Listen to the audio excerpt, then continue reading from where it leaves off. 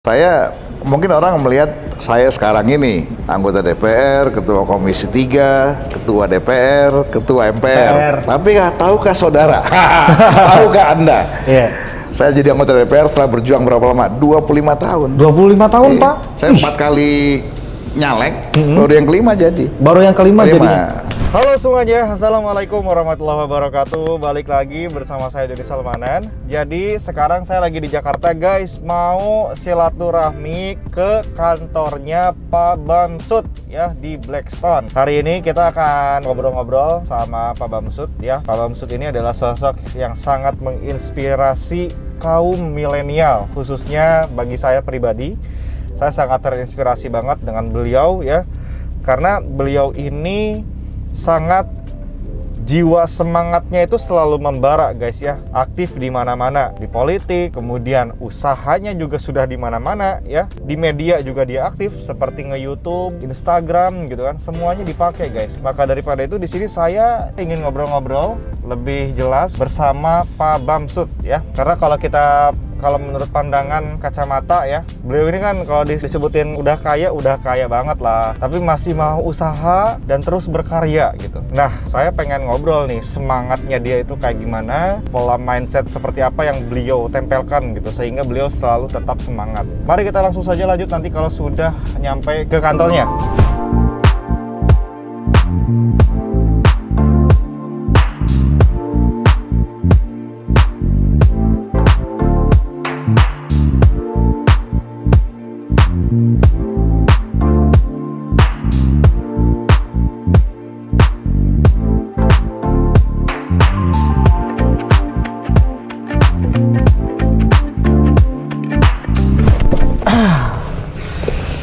Oke, kita sudah sampai di kantornya Pak Bamsud ya. Hari ini kita akan ngobrol-ngobrol tentang inspirasi milenial ya guys ya. Nah, tonton video ini sampai habis untuk semua keseruannya.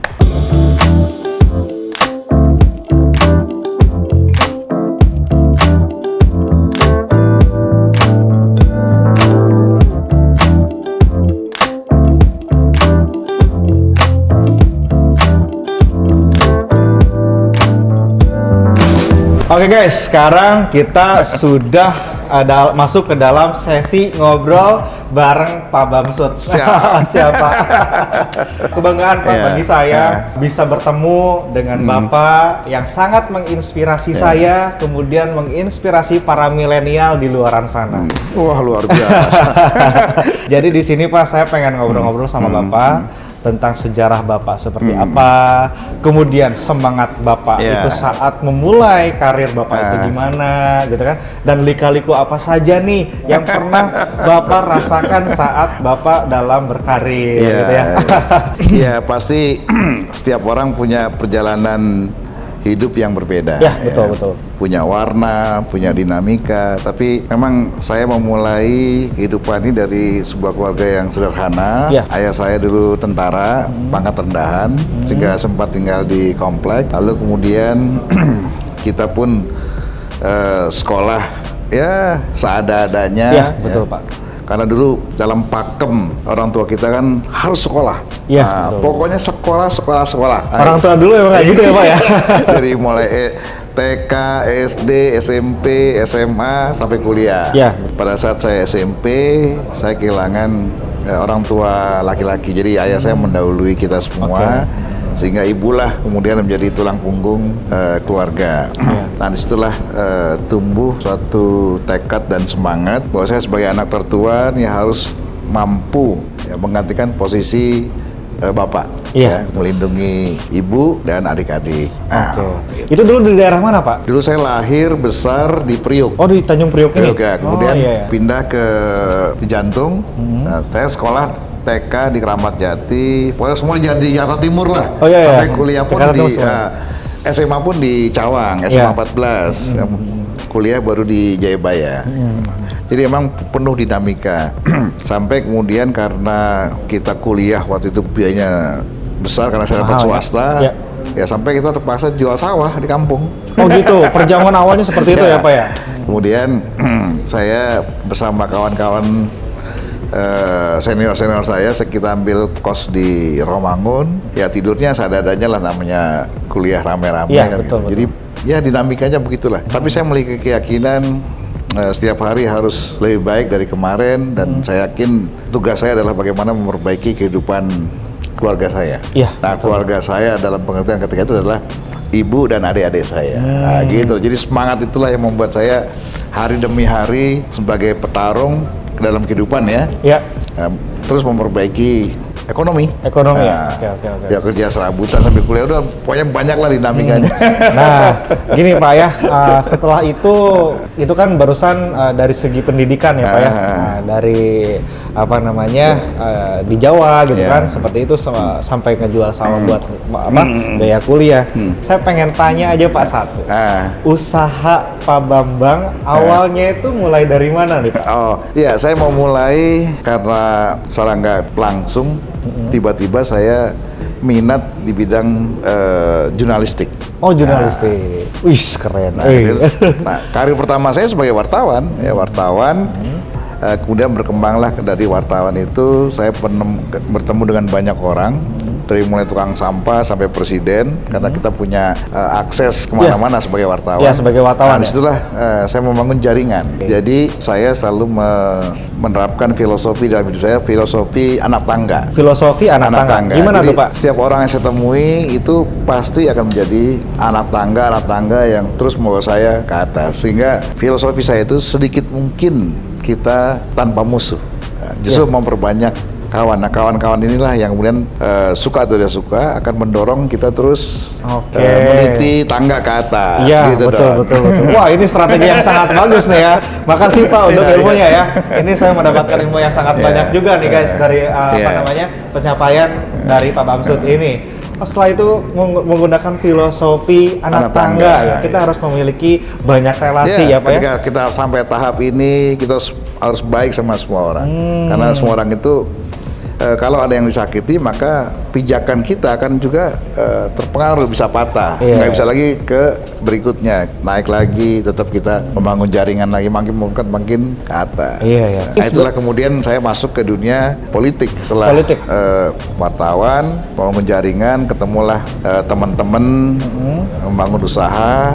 Setelah membangun usaha, ketemulah teman-teman yang di bidang politik. Ketika saya di politik, fondasi ekonomi saya udah kuat. Oke, siap. Karena tadi udah ngerintis dulu ya Pak ya di awal ya, akarnya dulu ya yang Bapak bangun gitu ya. Nah, jadi sebenarnya gini Pak, strategi Bapak ini bisa diaplikasikan juga nih ke usaha saya. Bisa dong. Jadi jangan sampai memandang strategi ini digunakan pada Bapak sendiri gitu ya. Tapi ini bisa diaplikasikan kepada usaha-usaha yang sedang kita garap ya Pak ya. Contoh misalkan lagi jualan motor, misalkan Pak ya, kita bisa membangun filosofi anak tangga tadi. Semakin banyak relasi, semakin banyak orang, maka si Doni dagang motor, itu orang pada tahu ya Pak ya. Nah, jadi itu strategi yang sangat luar biasa. Nah, terus gini Pak, mungkin Bapak pernah mengalami sesuatu hal yang bikin Bapak tuh ngedrop Pak ya. Aduh, gitu kan, hal yang tidak disangka-sangka. Bapak berekspektasi yang sangat tinggi, tapi aduh kayak gini gitu kan usahakan. Nah, itu gimana Pak semangat Bapak supaya Bapak bisa bangkit lagi dan maju lagi sampai sekarang ini? Gimana Pak? Pasti dalam setiap perjalanan ada up and down-nya ya, turun naiknya. Dalam bisnis, dalam politik, dalam segala hal lah. Ketika saya jadi wartawan juga pernah mencapai suatu prestasi, pujian yang bagus karena berhasil menulis sesuatu berita yang bagus, tapi kadang-kadang juga dimaki-maki karena menulis berita yang buruk. Itu biasa apa itu. Nah, tapi apakah kita harus putus asa? Enggak, karena justru ketika kita terpuruk inilah kita melakukan introspeksi diri ya. Kalau kita nggak pernah terpuruk, maka kita tidak akan pernah meloncat ke atas. Jadi kayak model pantulan, semakin benturannya keras akan semakin tinggi mantulnya. Jadi kalau kecil ya segitu aja. Benar guys, benar banget itu ya, benar banget. Ya begitu dalam bisnis, dalam politik. Saya mungkin orang melihat saya sekarang ini anggota DPR, ketua Komisi 3, ketua DPR, ketua MPR. Tapi tahukah saudara? Tahukah Anda? Saya jadi anggota DPR setelah berjuang berapa lama? 25 tahun. 25 tahun, Pak? Saya 4 kali nyalek, baru yang kelima jadi. Baru yang kelima jadi. Tapi apakah saya putus asa? Tidak. Apakah saya pindah partai? Tidak. Tetap di Golkar. Gitu. Iya. Bertahan. Bertahan ya Pak ya, bertahan ya. Jadi saya pikir untuk menjadi anggota DPR Bapak ini sangat gampang, tapi ternyata memiliki waktu yang cukup lumayan lama ya Pak ya, 25 tahun loh. Itu bukan waktu yang sebentar loh guys. Waduh, benar-benar harus perjuangannya sangat panjang banget ya Pak ya. Dan saat ini juga Bapak menjadi ketua umum IMI Indonesia. Nah, saya pengen penjelasan dari Bapak untuk rekan-rekan semua yang ada di sini. IMI itu dibentuknya gimana sih Pak? Bisa dijelaskan? Ya, kalau IMI punya sejarah panjang ya, dari mulai mungkin berdirinya IMI ini, kalau menurut sejarah yang saya baca dari mulai sebelum kemerdekaan, tahun berapa saya lupa ya, sebelum kemerdekaan zaman Belanda sudah ada. Oh, sudah ada ya? Sudah ada IMI itu. Dibentuk oleh mereka ini sebagai induk organisasi otomotif. Ya. Nah, kemudian kenapa saya tertarik? Karena memang dari dulu hobi saya otomotif, motor lah. Motor, iya ya Pak, motor ya. Motor bebek. Ya. Mimpi saya punya motor Harley, baru kecapaiannya setelah puluhan tahun baru tercapai lah mimpi dan cita-cita punya motor Harley. Tapi untuk di sport suka nggak Pak? Kalau suka saya kirimin Ninja H2 nih. Buat Bapak. Jadi khusus di di Harley yang ya, kalau itu, mobil saya suka sport. Kalau di mobil ya. Saya punya sama kayak Doni, ada Lambo. Iya ya. Ya, ada Ferrari dan sebetulnya bukan mobilnya. Kalau dalam tahap saya sekarang punya Lambo, Ferrari, McLaren bukan karena ingin mobilnya. Yes. Bukan ingin mamer wah hebat enggak. Saya ingin bangun jaringannya. Bangun jaringannya. Relasinya ke saya filosofi anak tangga lagi ya. Saya masuk klub Ferrari Club. Terbangunlah kawan-kawan yang baru, yang banyak itu. Iya, betul. Dari kelompok-kelompok anak muda, kelompok-kelompok pemain-pemain ekonomi, nggak mungkin lah mereka punya Ferrari kalau keluarganya atau bisnisnya tidak bagus. Yes, betul. Nah, setelah saya kemudian berinteraksi lagi, membangun bisnis lagi dengan teman-teman. Nah, sekarang saya itu teman-teman dari semua kalangan, ada dari penggemar Ferrari sampai penggemar mobil Fortuner pun ada. Ada ya, semuanya ya. Seperti itu ya. Jadi Ikatan Motor Indonesia ini bukan hanya motor aja ya Pak ya, tapi motor, mobil juga jaringan, semuanya masuk ya Pak ya. Jadi kalau kita aktif di sebuah komunitas, maka kita tidak akan pernah kesepian. Kita mau ke Bali, punya teman-teman di Bali, kita punya Kalimantan, punya teman-teman Kalimantan, sehingga kita di Banasih punya kawan. Ya, nah di situ ada yang lawyer, ada yang orang pajak, ada yang polisi, ada jenderal, tentara, macam-macam. Nah, ketika kita menemui atau katakanlah ada teman-teman yang mempunyai persoalan di pajak, di kejaksaan, di kepolisian, kita saling menyambung, saling nyambung teman. Ya, betul. Jadi betul, saya ini ingin menempatkan diri sebagai connecting people. Yes, benar banget Pak, benar banget. Pesan terakhir ya Pak ya.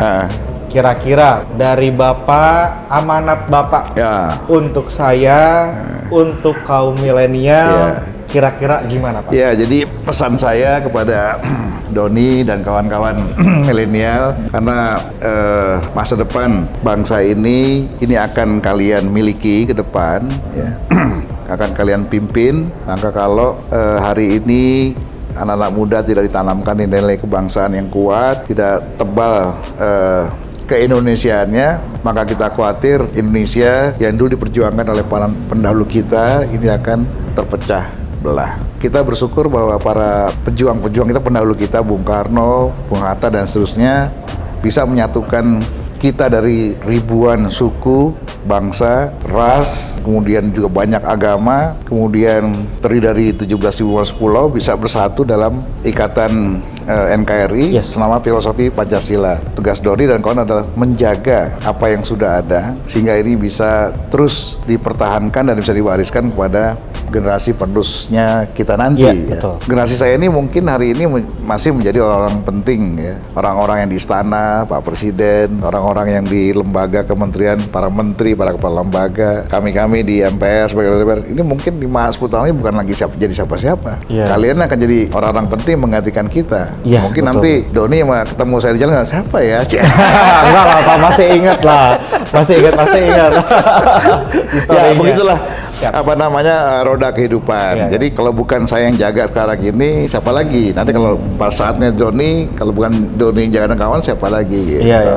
Jadi pesan dan amanat yang disampaikan oleh Bapak Bamsud ini mencangkup ke Pancasila yang ayat 1 guys. Persatuan Indonesia. Oh, Pancasila bukan ayat 1. Sila pertama ketuhanan yang Maha Esa. Oh iya, aduh salah. Ayat ketiga ya, ayat ketiga. Sorry. Yang penting ada persatuan Indonesianya. Aduh jadi malu. Oke. Baik, Bapak terima kasih banyak atas obrolannya, atas saya bisa izin bisa datang ke sini. Terima kasih banyak. Diminum dong. Ya, siap. Terakhir saya sampaikan bahwa yang terpenting dalam situasi seperti ini kita mesti harus tetap semangat, optimis ya Pak ya. Tidak ada kata-kata, apalagi buat anak muda, tidak ada kata-kata pesimis. Ya, betul. Gitu, harus optimis. Harus optimis, kemudian jangan makan kumpul. Bener.